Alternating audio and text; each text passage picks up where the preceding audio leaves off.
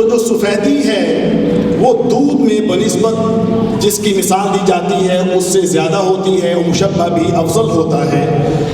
तो हम नमाज में दुरूशी पढ़ते हैं, अल्लाहुम्मा सल्ली अला मुहम्मद व अला आलि मुहम्मद कमा सल्लैता अला Ibrahim.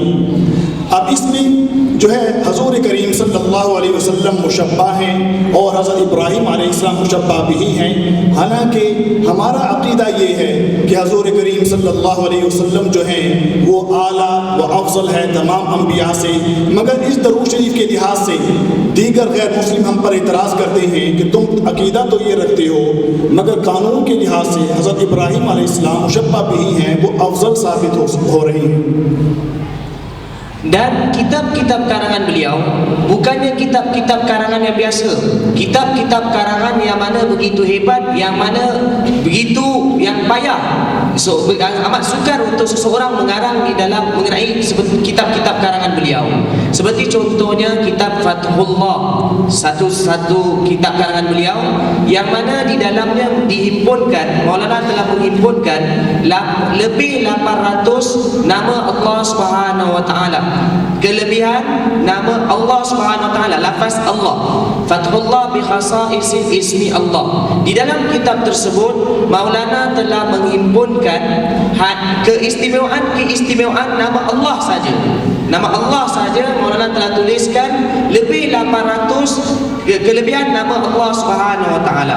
Dan begitu juga satu lagi kitab Maulana yang lain, Fathul Alim, yang di dalamnya Maulana telah memberikan jawapan mengenai orang-orang yang telah mengkritik orang-orang Islam, iaitu berkenaan dengan selawat orang Islam yang mana kita membaca di dalam sembahyang, kama Allahumma salli ala Muhammad wa ala ali Muhammad kama sallaita ala Ibrahim, iaitu wahai Allah selawatlah kepada Nabi Muhammad, terjemahannya wahai Allah selawatlah kepada Nabi Muhammad seperti mana engkau berselawat kepada Nabi Ibrahim. Iaitu di dalam selawat ini kita menyamakan Nabi Muhammad dengan Nabi Ibrahim. Dan perkara ini beliau kata mungkin para alim ulama boleh faham. Jadi dalam selawat ini kita menyamakan Nabi Muhammad SAW dengan Nabi Ibrahim. Dan di dalam kaedah bahasa Arab, sesiapa yang mana kita samakan dengan satu perkara yang lain, maka sudah tentulah perkara tersebut lebih afdal. Sebagai contohnya kita kata satu orang tu putih macam susu, makna dari segi keputihan, mana orang itu adalah putih, dia adalah lebih afdal daripada orang yang diserupakan. Jadi bila kita telah menyamakan Nabi Muhammad dengan Nabi di dalam solat dengan Nabi Ibrahim alaihissalam, seolah-olah kita telah menyabitkan bahawa Nabi Ibrahim alaihissalam lebih afdal daripada Nabi Muhammad. Sedangkan orang-orang Islam sendiri, mereka telah mendakwa bahawa Nabi Muhammad ialah merupakan Nabi yang paling afdal, tetapi di dalam selawat kamu sendiri seolah-olah menafikan perkara tersebut. Maka Maulana telah karang kitab Fathul Alim. तो इसमें इस किताब से पहले आलम इस्लाम के पास पूरी दुनिया में जो है इस एतराज़ के सिर्फ 7 जवाबात थे, और जो आखिरी जवाब आया था 7वां, उसको भी आए हुए 200-300 साल गुजर चुके थे। जब भी इतराज़ होता इन 7 जो है जवाब में से उलमा जवाब देते थे, 8वां जवाब नहीं था, मगर वालिद साहब अलैहिर्रहमान ने इसके 190 के आसपास जवाबात दिए। Dan dalam menjawab persoalan ini, dalam menjawab kritikan daripada orang-orang kafir ini, maka ulama-ulama yang silam mereka telah berikan 7 jawapan. 7 jawapan sebagai jawapan kepada kritikan dalam permasalahan ini. Dan jawapan yang ke-7 pun itu baru diberi oleh seorang alim dalam tempoh 300 ataupun 200 tahun kebelakangan ini. 6 jawapan yang dahulu, kemudian jawapan yang ke-7 yang terakhir. Kemudian Maulana Musa rahmatullah alaihi Bazi, beliau telah mengarang Fathul Alim dan beliau telah memberikan jawapan dalam permasalahan ini. Beliau telah berikan jawapan sebanyak 190 jawapan di dalam kitab beliau. ये दोनों किताबें फतहुल्लाह और फतहुल अलीम जब जामिया अज़हर मिस्र, वहाँ के शेख अकबर, वहाँ के जो है बड़े शयूख में से वहाँ के रईस थे अब्दुल हलीम महमूद, शेख जो है अब्दुल हलीम महमूद, उन्होंने ख़त लिखा हज़रत शेख को कि आपकी ये 2 किताबें किसी ज़रिए से हम तक पहुँची। तो किताबें देखकर हम जो पढ़ते रहे, हमारी हैरानगी बढ़ती रही। एक हैरान कुन अल्लाह ताला ने आपको इल्म दिया और शायद ये अल्लाह ताला ने आप ही की किस्मत में ये दोनों किताबें लिख दी थी जो आपने लिखी, और शायद जो है क़यामत तक जो है कोई और लिख सके। Dan kitab ini, kedua-dua kitab ini, Fathullah dan Fathul Alim, telah sampai ke tangan ulama Mesir, ulama Azhar, dan salah seorang Syekhul Azhar, Dr. Abdul Halim Mahmud, seorang alim yang besar. Beliau apabila kitab ini sampai ke tangan beliau telah tulis surat kepada Maulana Musa rahmatullah alaihi bazi. Beliau telah hantar surat dan beliau telah berkata bahawa Tuan telah menulis kitab-kitab ini, Fathullah dan Fathul Alim, dan kitab-kitab ini sesiapa yang membaca kitab ini maka pasti dia akan berasa takjub. Dan Allah Subhanahu Wa Taala telah meletakkan, iaitu Allah Subhanahu Wa Taala telah menentukan supaya Allah Subhanahu telah menentukan dengan memberikan kelebihan untuk menulis kitab ini kepada Tuan. Dan boleh jadi, beliau menulis, boleh jadi sampai kiamat tidak ada orang-orang yang dapat menulis kitab seperti mana kitab yang Tuan telah tulis. इसी तरह अरब दुनिया के मशहूर आलिम शेख अब्दुल फत्ताह अबू हुद्दा, उन्होंने जब उनकी किताबें देखी, पाकिस्तान तशरीफ़ लाए और मुताला करने के बाद तो इन्होंने पाकिस्तान के एक बड़े आलिम दीन से कहा कि मैं इनकी किताबें जो है पढ़ रहा हूँ शेख मूसा की, और हैरान हूँ कि इनका इल्म जो है वो बजाय एक हद तक जाने के वो बढ़ता ही चला जा रहा है। एक ही मसले पर ऐसे जवाब कि मैं हैरान होता हूँ देखकर। Dan seorang alim yang terkenal di dunia Arab dan juga seluruh dunia, Syekh Abdul Fattah Abu Ghuddah rahmatullah alaih, seorang alim daripada Syria. Dan satu ketika beliau telah datang ke Pakistan dan beliau telah membaca kitab Maulana Musa rahmatullah alaih bazi. Dan setelah beliau membaca mutalaah kitab Maulana Musa rahmatullah alaih bazi, beliau telah mengatakan bahawa Maulana Musa rahmatullah alaih bazi, beliau telah menulis kitab yang sangat menakjubkan, dan dalam setiap permasalahan beliau telah menulis jawapan kepada permasalahan tersebut. Beliau telah menulis mengenai permasalahan tersebut, dan apa yang beliau tulis tidak pernah berhenti. Maknanya tidak ada pengakhiran kepada tulisan beliau. Beliau akan terus menulis dalam satu permasalahan, seolah-olah permasalahan tersebut tidak ada penghentiannya. इसी तरह इमाम हरम रईसुल हरमैन शेख अस्सुबैल अलैहि रहमह, जो बहुत बड़े आलिम दीन थे, और पाकिस्तान के उलमा का वफद जिसमें लाहौर के उलमा भी शामिल थे, वो बताते हैं कि हम मिलने के लिए गए हज़रत शेख से मस्जिद हरम में उनके दफ्तर में। तो जब उन्हें मालूम हुआ कि हमारा ताल्लुक़ लाहौर से है तो फ़ौरन पूछा कि शेख मूसा का क्या हाल है, और फिर कहने लगे कि मैं इस टाइम आलम इस्लाम के मरकज़ में हूँ, पूरी दुनिया के उलमा किराम मेरे पास आते हैं, मगर शेख मूसा का इल्म पूरी दुनिया के उलमा से बहुत गहरा और अमीर अल्लाह ताला ने उनको इल्म दिया है। और इस वक्त रूह ज़मीन के सबसे बड़े आलिम दीन जो हैं वो शेख मूसा है। Dan begitu juga imam kepada Masjidil Haram, seorang alim yang besar, imam kepada Masjidil Haram, Syekh Muhammad As-Subayil rahmatullah alaih. Satu ketika satu rombongan daripada Pakistan, delegasi para alim ulama, mereka telah datang berjumpa dengan beliau di Masjidil Haram, di pejabat beliau.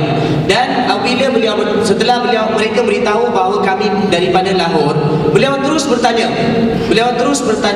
bahawa bagaimana keadaan Maulana Musa.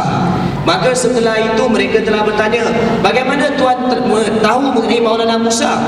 Maka beliau telah berkata, saya duduk di Makkah Mukarramah, iaitu di pusat dunia Islam, dan ulama daripada seluruh dunia mereka datang bertemu dengan saya.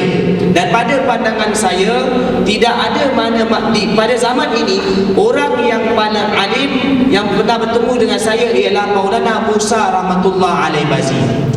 और उनका इल्म जो था, जैसे यहाँ किताबें हम लाए हुए हैं, मौजूद हैं शायद, यहाँ पर चंद एक कुतुब उनकी।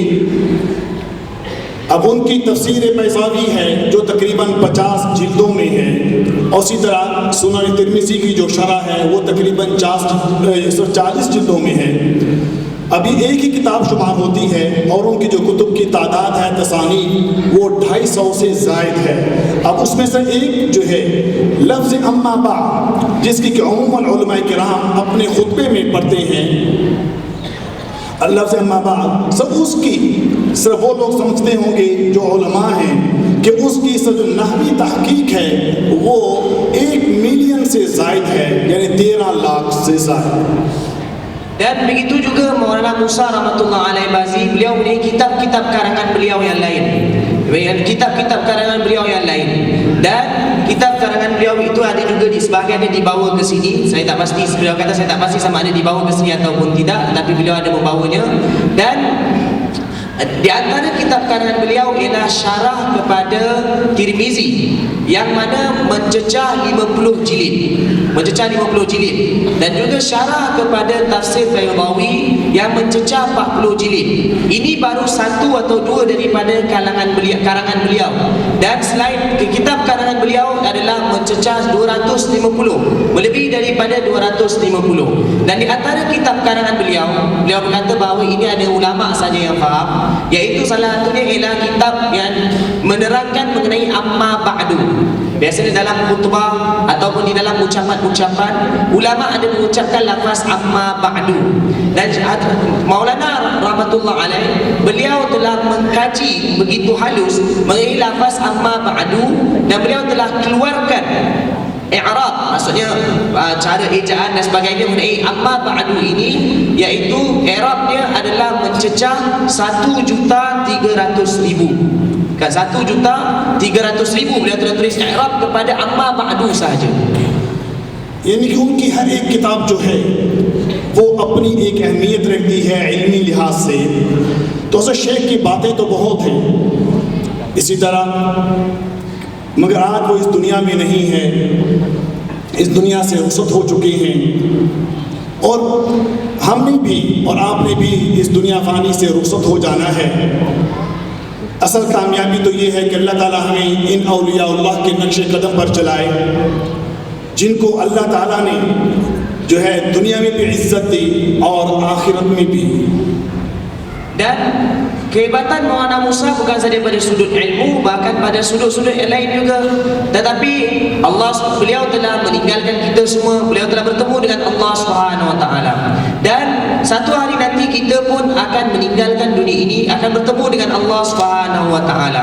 Jadi kerana itulah kita dalam berusaha, kejayaan yang sebenar ialah kejayaan di akhirat nanti. Jadi semoga Allah Subhanahu Wa Taala meletakkan kita menjadi orang-orang yang mana mengikut cara kehidupan orang-orang yang hampir dengan Allah Subhanahu Wa Taala, iaitu orang-orang yang diberikan kemuliaan oleh Allah Subhanahu Wa Taala di dunia dan juga di akhirat. तो मोहतरम भाइयों और बहनों, ये दुनियावी ज़िंदगी ये चंद दिन की ज़िंदगी है। ये दुनियावी ज़िंदगी जो है ये मकसूद असली नहीं है, बल्कि मकसूद जो है वो आखिरत है, अल्लाह ताला की रज़ा है, अल्लाह ताला की खुशनुदी है। Hadirin hadirat yang dirahmati oleh Allah Subhanahu Wa Taala, kehidupan dunia ini ialah kehidupan sementara, dan kehidupan di akhirat ialah kehidupan yang kekal abadi. Dan asal kehidupan dunia ini ialah bagaimana kita mendapatkan keredaan dan kesukaan Allah Subhanahu Wa Taala. ये दुनिया जो है वो आखिरत के लिए एक खेती की हैसियत रखती है, जैसा कि अहादीस मुबारका में आता है अद्दुनिया मज़राअतुल आखिरा, कि दुनिया जो है वो आखिरत के लिए एक खेती की हैसियत रखती है। Kehidupan dunia ini ialah seperti mana ladang untuk akhirat. Seperti mana di dalam hadis ada disebutkan ad-dunya mazra'atul akhirah. Dunia ini, kehidupan dunia ini ialah merupakan tempat bercucuk tanam untuk kehidupan akhirat. Iaitu hendaklah kita mengusahakan di dalam kehidupan dunia ini supaya bagaimana kita berjaya di akhirat nanti. ये दुनिया जो है आखिरत की ज़िंदगी के मुकाबले में इंतहाई मुख्तसर है, बल्कि उसके साथ kehidupan dunia ini adalah sangat-sangat sementara dibandingkan dengan kehidupan akhirat. इस दुनिया की मिसाल उस ज़िंदगी के साथ दी ही नहीं जा सकती है, क्योंकि इस दुनिया की एक हद है और उस ज़िंदगी की कोई हद ही नहीं है। Dan kehidupan dunia ini langsung tidak boleh dibandingkan dengan kehidupan akhirat. Kerana kehidupan dunia ini ia adalah terbatas dan kehidupan akhirat tidak terbatas. लेकिन बतौर समझाने के लिए जो है यूं कहा जा सकता है कि ये दुनियावी ज़िंदगी जो है आखिरत की ज़िंदगी के मुकाबले में चंद मिनटों या सेकंडों की हैसियत रखती है। Tetapi adalah supaya kita mudah faham, maka dikatakan bahawa kehidupan akhir dunia ini dibandingkan dengan kehidupan akhirat adalah hanya kehidupan sekitar beberapa saat ataupun beberapa minit saja. इतने मुख्तसर होने के बावजूद भी इस ज़िंदगी की नहायत अहमियत है और नहायत कीमती है। क्यों? इसलिए कि आखिरत की कामयाबी और नाकामी का दारोमदार इस ज़िंदगी पर है। Tetapi kehidupan dunia ini adalah begitu penting kerana kehidupan dunia ini ia memainkan peranan ada seseorang itu berjaya atau gagal di akhirat nanti. अगर ये दुनियावी ज़िंदगी अल्लाह ताला की मर्ज़ी के मुताबिक गुजारी तो अल्लाह ताला जो है आखिरत में लाज़वाल नेमतें अता फरमाएंगे और जन्नत में दाखिल फरमाएंगे। Kalau sekiranya di dalam kehidupan dunia ini kita berusaha untuk menghasilkan keridhaan Allah Subhanahu Wa Taala, maka Allah Subhanahu Wa Taala akan memberikan kepada kita kemuliaan di dunia ini, dan di akhirat nanti Allah Subhanahu Wa Taala akan memasukkan kita ke dalam syurga. और अगर ये ज़िंदगी शैतान की इत्तिबा में गुजारी तो अल्लाह ताला आखिरत में लाज़वाल और दैनी अज़ाब जहन्नुम में डालेंगे। अल्लाह ताला हमें महफूज फरमाए। Sekiranya kalau di dalam kehidupan dunia ini kita mengikuti cara syaitan, tidak mengikuti apa yang diredai oleh Allah Subhanahu Wa Taala, maka di akhirat nanti Allah Subhanahu Wa Taala akan memasukkan kita ke dalam neraka Jahannam yang di dalamnya kita akan menempuh siksaan yang tidak ada penghujungnya. इस दुनियावी ज़िंदगी और उखरवी ज़िंदगी की मिसाल एक घर और दुकान से दी जा सकती है। Kehidupan dunia ini boleh diberikan perumpamaannya seperti mana satu rumah ataupun satu kedai. कि दुकानदार ताजिर जो होता है वो दुकान में इसलिए बैठता है कि वहाँ से कुछ माल और नफ़ा हासिल करे ताकि उसकी घर की ज़िंदगी खुशहाल गुजरे, और वो दुकान को हकीकी मस्कन करार नहीं देता बल्कि हकीकी मस्कन वो घर को करार देता है। दुकान में बैठने से मकसद जो है वहाँ से कमाना और घर की ज़िंदगी अच्छे तरीके से गुजारना है। Iaitu kehidupan dunia ini diberikan perumpamaan seperti rumah dan juga kedai. Iaitu seseorang yang mana seorang yang pekedai apabila ia duduk di kedainya, ia bukan akan duduk selama-lamanya di kedainya, tempat dia tinggal ialah di rumahnya. Tetapi dia ada tinggal di kedainya, duduk di kedainya hanya untuk mencari pendapatan. Setelah selesai mencari pendapatan, maka dia pasti akan kembali di rumahnya, dia akan tinggal di rumahnya. और लेकिन अगर कोई शख्स दुकान ही को हकीकी मस्कन करार देकर वहीं बैठा रहे और घर के अहवाल से बिल्कुल बेफिक्र और गाफिल हो जाए तो वो शख्स तमाम लोगों के नज़दीक जो है वो पागल कहलाता है, बेवकूफ़ कहलाता है। Tapi kalau sekiranya seorang dia mengatakan bahawa tempat tinggalnya sebenar ialah kedai dan dia ada tinggal di kedai, dia terus melupakan kehidupan di rumahnya, tidak ambil berat dari kehidupan di rumahnya, maka semua orang akan mengatakan bahawa orang ini ialah seorang yang bodoh. इसी तरह वो शख्स जो इस दुनियावी ज़िंदगी को मकसद आला बना ले और इसी को हकीकी मस्कन जो है करार दे और आखिरत से गाफिल हो जाए, तो ऐसा शख्स अल्लाह और रसूल करीम सल्लल्लाहु अलैहि वसल्लम के नज़दीक जो है वो मजनू है। Dan begitu juga seseorang yang menganggap bahawa kehidupan dunia ini ialah kehidupan yang sebenar, kehidupan yang hakiki, berusaha sungguh-sungguh untuk kehidupan dunia ini, ia melupakan kehidupan akhirat, maka orang tersebut di sisi Allah Subhanahu Wa Taala, di sisi Nabi sallallahu alaihi wasallam, ialah dianggap sebagai seorang yang mana tidak betul akalnya. ये दुनियावी ज़िंदगी आखिरत की खुशी जो है समरात मसर्रात और महल्लात की सूरत में अल्लाह ताला इसे ज़ाहिर फरमाएंगे।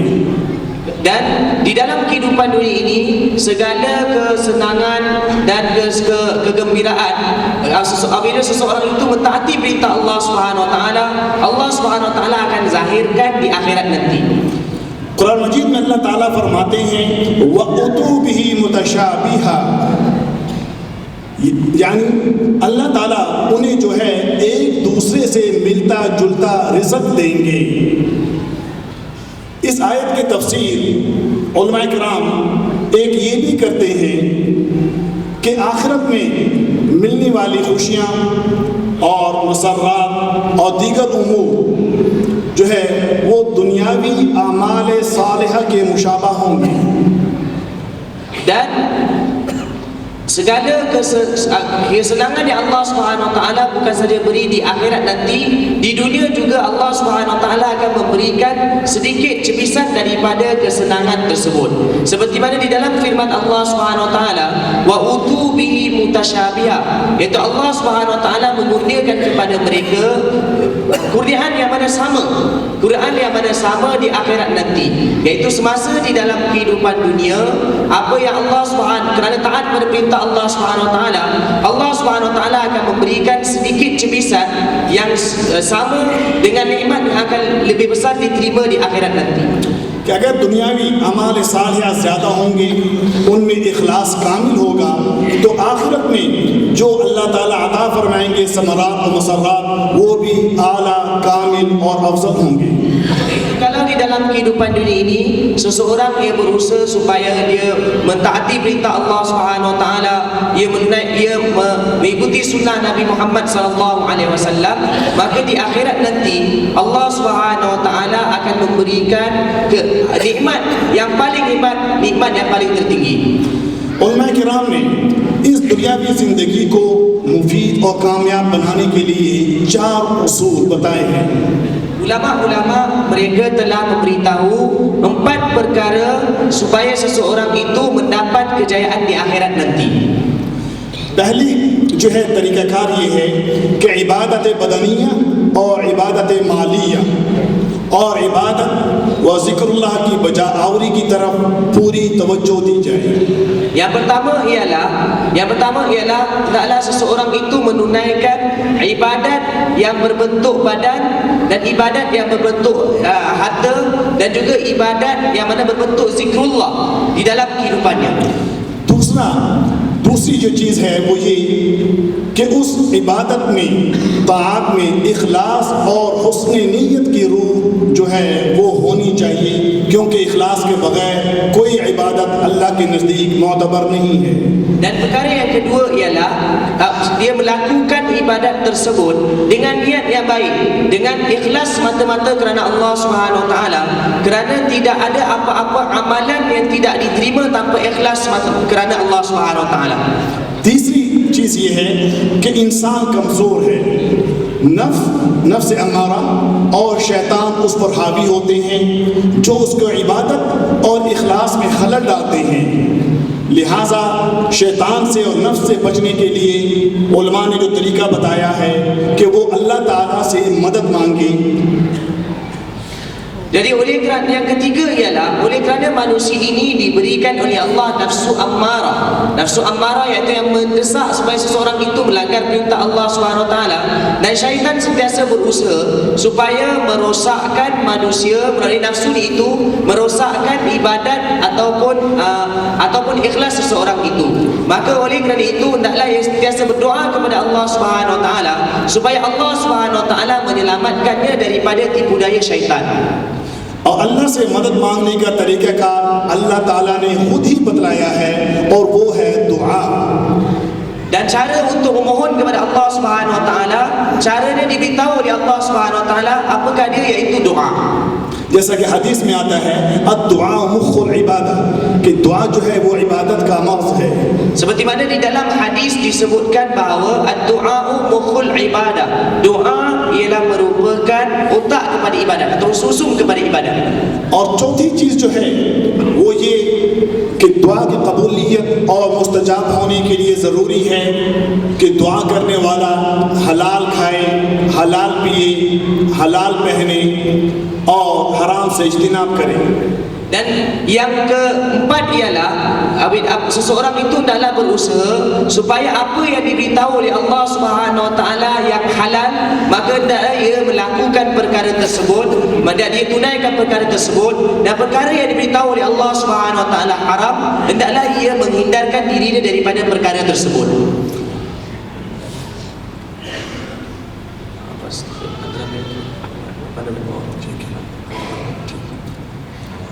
क्योंकि हदीस में आता है कि हराम खाने वाले, हराम पीने वाले और हराम पहनने वाले की दुआ कबूल नहीं होती। Kerana di dalam hadis disebutkan orang yang mana makan yang haram, minum yang haram, pakai pakaian yang haram, maka doanya tidak diterima oleh Allah Subhanahu Wa Taala. मगर अफसोस कि आज अमूमन मुसलमान जो हैं उनके दिलों में माल और रिज़्क़ की मोहब्बत बहुत ज़्यादा है और उसमें वो हलाल और हराम की तमीज़ नहीं करती। हराम खाने से एक तो जो आखिरत की खुशियाँ होती हैं उसका नुकसान होता है, और दूसरा जो है हराम खाने वाले शख्स की अल्लाह ताला दुआ भी कबूल नहीं करते, जो कि बहुत बड़ा खसारा है। मगर आज मुसलमान इससे गाफिल हैं। Tetapi malangnya pada hari ini orang-orang Islam mereka telah mengusahakan kehidupan dunia ini, mereka sentiasa berusaha untuk kehidupan dunia ini, sehingga mereka telah melupakan kehidupan akhirat dan mereka telah makan makanan yang haram, melakukan perkara yang haram. Dan dari satu sudut, apabila mereka melakukan perkara yang haram tersebut, satu ialah dia akan memberikan kerugian di akhirat nanti, dan satu lagi ialah kesannya ialah doa tidak akan diterima oleh Allah Subhanahu Wa Taala.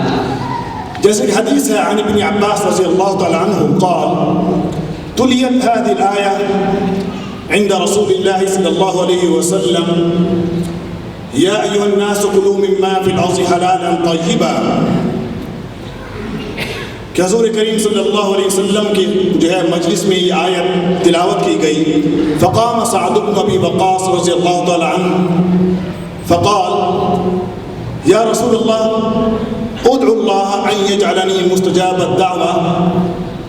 फ़क़ाल लहु नबी सल्लल्लाहु अलैहि वसल्लम या सअद अतिब मत्अमक तकुन मुस्तजाब अद-दावा वल्लज़ी नफ्सु मुहम्मदिन बियदिही इन्नल अब्द लियक़ज़िफ़ अल-लुक़मतल हराम फ़ी जawफ़िही मा यतक़ब्बल मिन्हु अमल 40 यौमन वअय्युमा अब्द नबत लहमुहु मिन सुहतिन फन्नारु औला बिही। Seperti mana datang di dalam hadis Sayyidina Abdullah bin Abbas radhiyallahu taala anhuma, beliau berkata bahawa dibaca di hadapan Nabi Muhammad sallallahu alaihi wasallam ayat ini, ya ayyuhan nasu kulu mimma fil ardi halalan tayyiba. Wahai manusia, hendaklah kamu makan apa yang ada di bumi, makan yang halal daripada apa yang dirizkikan oleh Allah kepada kamu di muka bumi. Maka Sayyidina Abdullah bin Abbas radhiyallahu taala anhuma, beliau telah bangun dan beliau telah berkata, wahai Nabi Allah, Tuhan beritahulah kepadaku.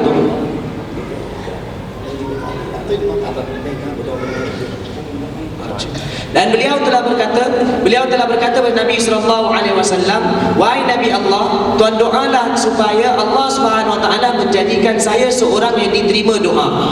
Maka Nabi sallallahu alaihi wasallam telah bersabda, hendaklah atib mat'amak, hendaklah kamu pastikan makanan kamu baik, iaitu hendaklah kamu pastikan bahawa makanan kamu ialah halal.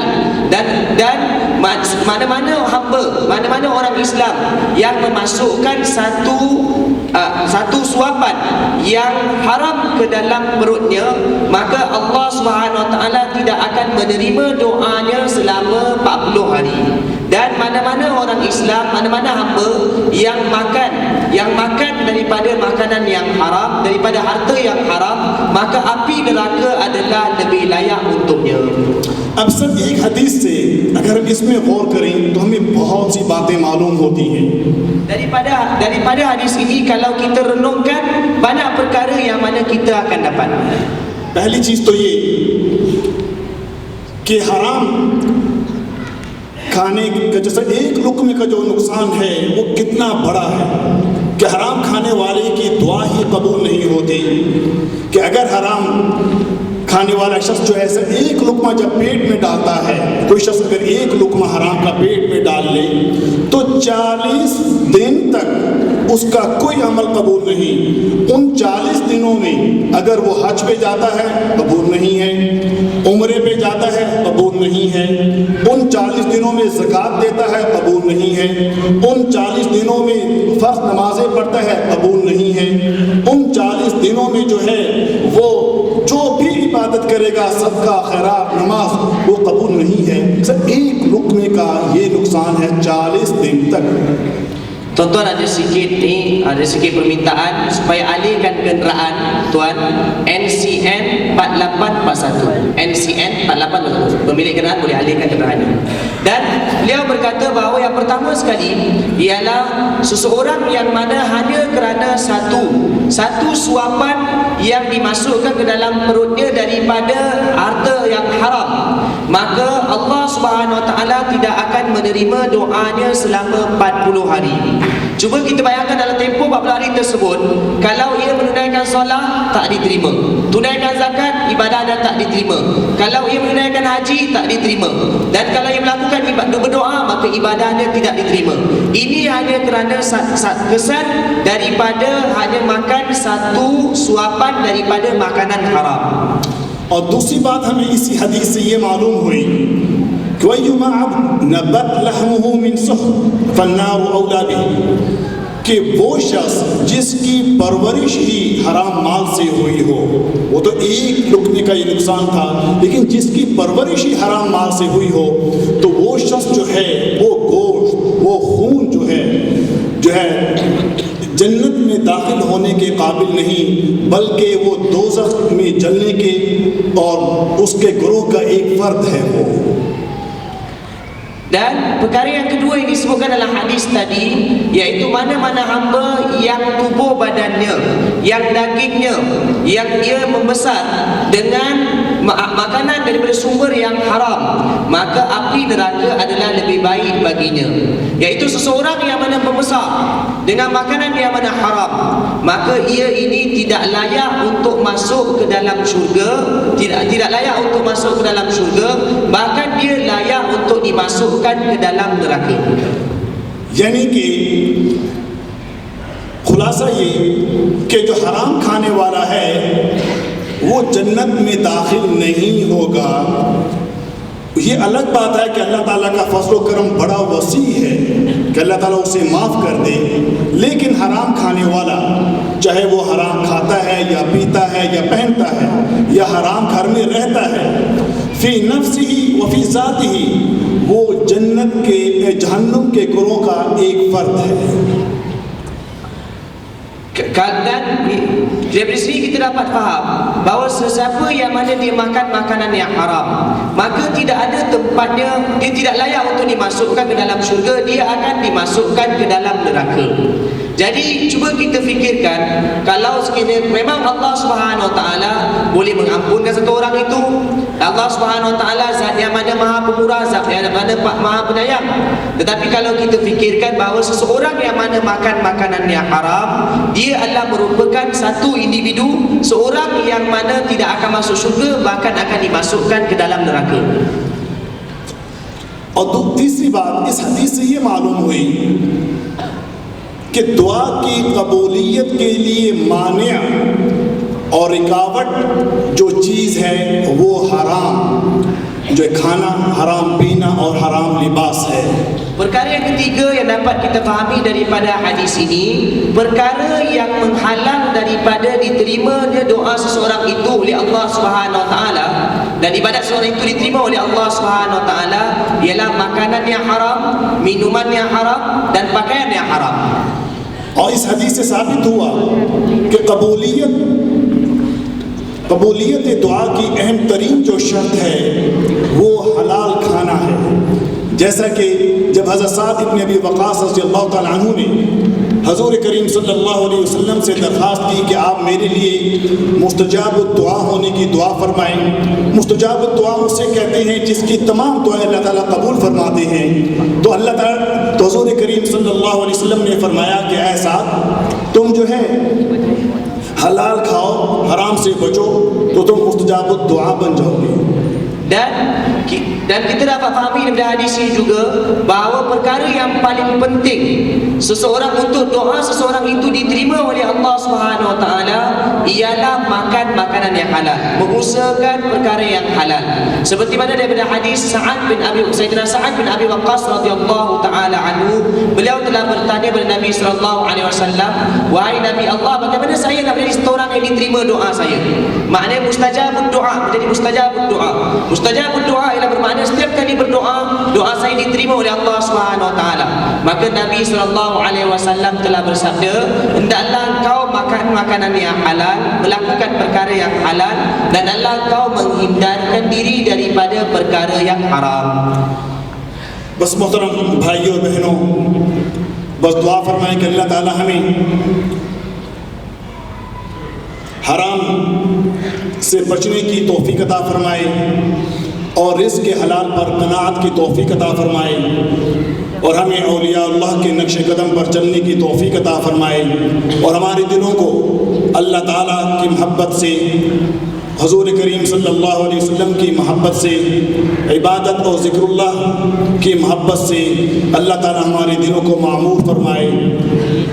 Jadi tuan-tuan dan hadirin hadirat yang dirahmati oleh Allah Subhanahu Wa Taala, semoga Allah Subhanahu Wa Taala memberikan kepada kita taufik untuk kita melakukan perkara yang halal dan kita mencegahkan diri kita daripada perkara yang haram, dan semoga Allah Subhanahu Wa Taala menjadikan kita orang-orang yang mengikuti para wali Allah, orang-orang yang hampir dengan Allah Subhanahu Wa Taala, dan semoga Allah Subhanahu Wa Taala menjadikan kita di kalangan orang yang mana menyibukkan diri dengan mengingati dan beribadat kepada Allah Subhanahu Wa Taala. अब बरक़ात मक्किया के मुतालिक जो है तमाम जो भी हाज़रीन मजलिस हैं, बुज़ुर्ग हैं, नौजवान हैं, बच्चे हैं, बहनें मौजूद हैं, इन सब को जो है बरक़ात मक्किया की इजाज़त है और ये बहुत ही मुबारक किताब है। बल्कि कल ही मैं मलाका में था तो मौलाना ज़रीफ़ साहब ने बताया चंद एक इसके बड़े मशहूर वाक़यात हैं अजीब व गरीब इसकी बरकत के, कि जिस घर में जब ये किताब पहुँची तो हर लिहाज से एक ख़ास बरकत जो है उस घर में आई। उनमें से तो कल वहाँ बता रहे थे कि कहीं आग लगी किसी इलाके में, ये मलेशिया ही में,